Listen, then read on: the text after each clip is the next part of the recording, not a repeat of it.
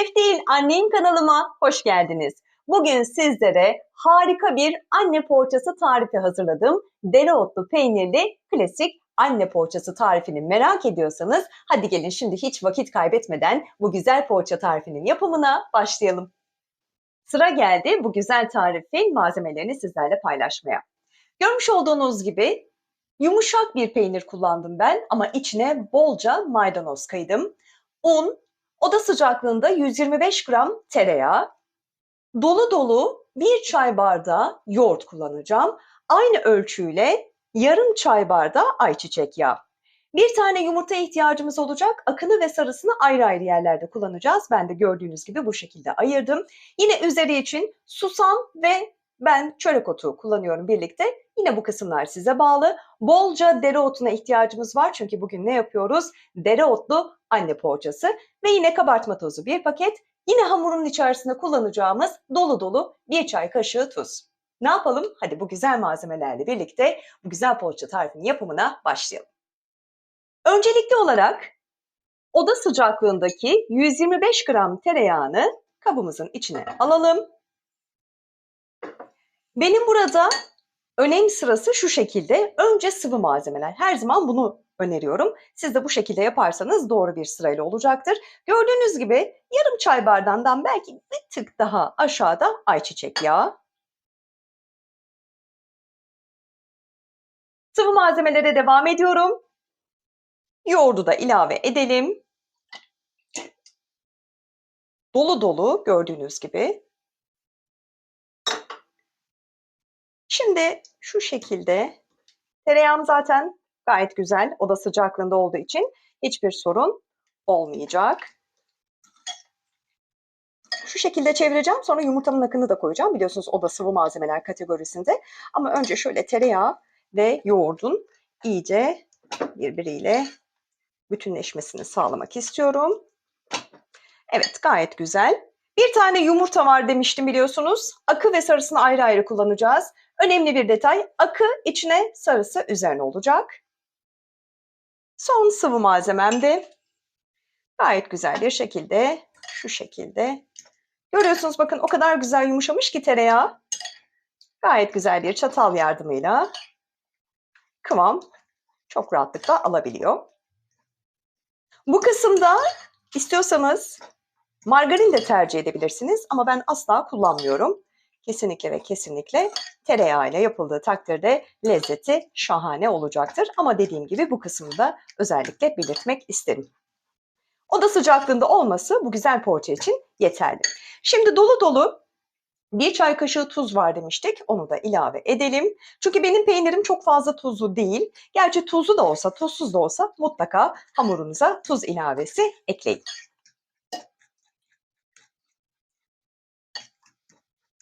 Gayet güzel karıştırdım.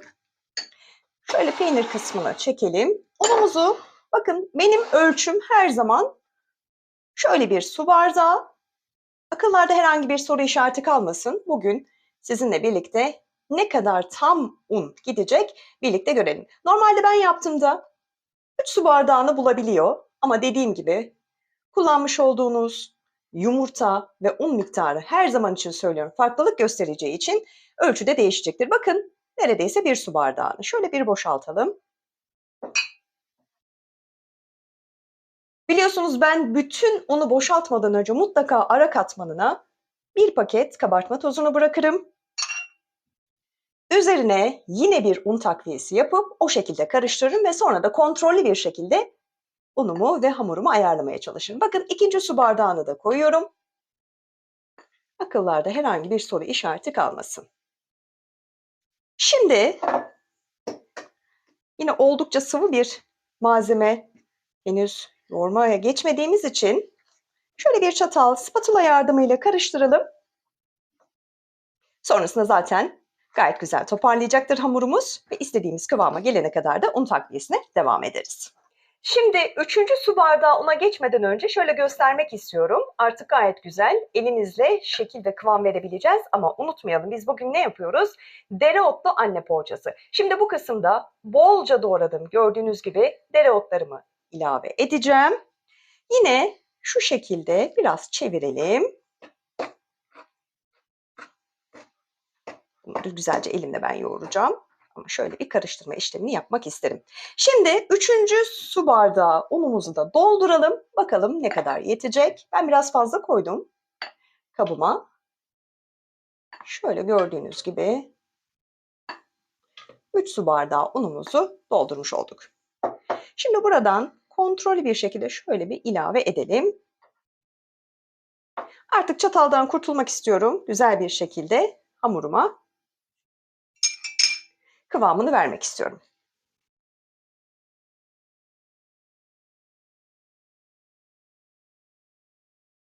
Bakın şu an tabii ki elime yapışmakta ve un takviyesi şart. Bakın 3. bardağımı komple boşaltmadım. İşte size her zaman söylüyorum. Kontrollü olmakta fayda var. Şimdi sanıyorum 2,5. Normalde aslında 2,5-3 su bardağıdır. Ama ben yine de akıllarda herhangi bir soru işareti kalmasın diye kontrollü bir şekilde koymak istedim. Kesinlikle tam 2,5 su bardağı unla harika bir poğaça hamuru elde edebiliyorsunuz. Şöyle göstermek isterim. Bakın harika, yumuşacık. Şu şekilde de testini yapabilirsiniz. Bakın ilk parça aldığınızda elinize asla yapışmayacaktır. Ve o kadar güzel şekil alacak ki artık peynirle buluşma zamanı. Harika dereotlu poğaça yapımı için sıra geldi. Güzel hamurumuzdan şu şekilde toplar alıp elimizde şöyle hafifçe bastıracağız. Bakar mısınız? O kadar güzel oldu ki şöyle bir kaşık yardımıyla ya da elinizle malzememizi şu şekilde koyduktan sonra klasik bir anne poğaçası yapıyoruz. Bakın elinizle şöyle bastırın. İçindeki malzeme ve hamur zaten gayet yumuşak olduğu için. Şimdi bir hile yapıyorsunuz. Bu tarafa çevirip bakın şuralarını. Şimdi onu kamera kısmında da bir daha yapacağım. Bakın klasik anne poğaçası. Bu şekilde yapıp tepsimize dizeceğiz. Aynı şekilde yine bakın hiç elinize yapışmıyor, gördünüz mü? Kıvamı gayet güzel oldu. 2,5 su bardağı undan harika bir hamur hazırladık. Bakın yine peynirimi koyuyorum.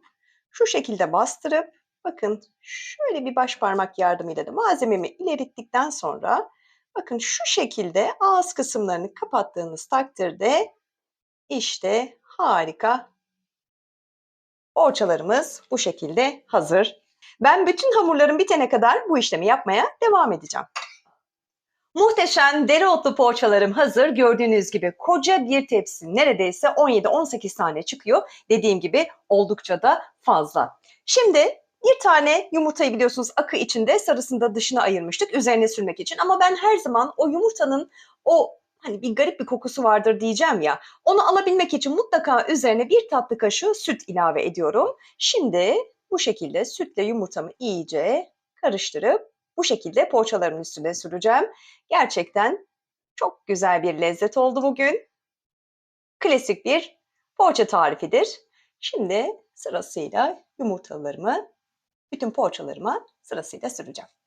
Gördüğünüz gibi yumurta sarılarını da poğaçaların üzerine sürdüm. Şimdi sıra geldi üzerine. Şu şekilde benim hep hazır bulunur. Mutlaka çörek otu, susam, arzuya bağlı tek tek de kullanabilirsiniz. Ama ben bu şekilde seviyorum. İki lezzeti bir arada. Görüntü olarak da güzel oluyor. Hepsinin üzerine eşit bir şekilde pay edeceğim.